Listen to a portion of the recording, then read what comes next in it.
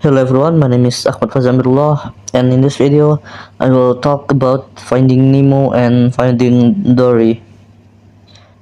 Together they form one of Pixar's most emotionally resonant duologies, a perfect mix of adventure, comedy, heartbreak, and pure scenic beauty.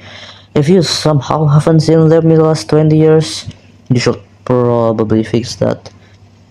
So, Finding Nemo is the story of Marlin, an overprotective clownfish that, after a traumatic incident, Marlin becomes terrified of the ocean and raises his only surviving son, Nemo, in suffocating safety. On the first day of school, Nemo, young, defiant, with his iconic lucky fin, swims too far and gets scooped by a dentist from Sydney. What follows to perilous journey, Marlin, the ultimate helicopter parent, leaves the safety of the reef for the first time in his life and crosses the entire ocean to get his son back. Along the way, he meets Dory, the legendary blue tang with short-term memory loss, who speaks entirely in joyful chaos and instantly become one of Pixar's greatest characters ever. Meanwhile, Nemo is stuck in a fish tank with the most iconic side character support group in animation history: Keel, Pitch the starfish, Blood the paranoid Moorish idol, and the immortal Sharkbait chant. The film is stunningly beautiful. The reef glows, the East Australian current sequence is pure joy, and the jellyfish field is nightmare-fueled, wrapped in pink beauty. And the emotional core, Marlin learning to let go while still protecting the ones you love, hits harder than almost any other kids movie. Finding Nemo isn't just great Pixar, it's one of the greatest animated films ever made. It won the Oscar and still holds up perfectly in 2025. So for Finding Dory, 13 years later, Pixar did the impossible. They made a sequel that's almost as good. Finding Dory flips the script. Now it's Dory's turn to be lost in her own mind. One day, a memory surfaces, the jewel of Moore Bay, California, and suddenly, Baby Dory flashbacks it. And yes, you will cry within the first 10 minutes.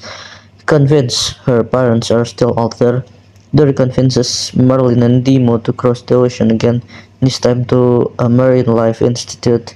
The film introduces one of Pixar's best ensembles ever. The set pieces are insane, the touch pull sequence is pure anxiety, the truck finally is bonkers in the best way, and the flashback structure showing how Dory's parents taught her to survive despite her disability is devastatingly beautiful. Here's the thing, Finding Nemo is the better movie. It has a tighter script, higher stakes, and that rare perfect balance of humor and pain. Finding Dory occasionally feels like it's chasing the original's magic instead of fully trusting its own story, and the third act gets a little too chaotic. But, and this is a huge but, Finding Dory does something extraordinary. It takes the comic relief character and gives her profound depth. Dory's memory loss stops being a joke and becomes one of the most authentic portrayals of disability in mainstream animation. The scene where she repeats, "I'm sorry, I can't remember," while crying, cutting the message that what I have wrong with me is also what makes me great is powerful as hell. Visually, Dory might actually be prettier. The Marine Institute tanks, the kelp forest, the way light refracts through water, it's breathtaking. And Hank is legitimately one of Pixar's top 5 side characters ever. So for my final verdict, Finding Nemo is a 10 out of 10 masterpiece, one of the best animated films of all times, while Finding Dory is a 9 out of 10.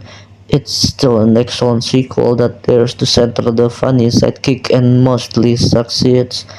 Together, they're a rare franchise where both entries are fantastic. They're funny, gorgeous, and will destroy you emotionally in the best way. If you're showing them to kids, prepare tissues. If you're watching as an adult, prepare to feel like kid again. Just keep swimming, but movies earn that line completely. That's all from me. Thank you.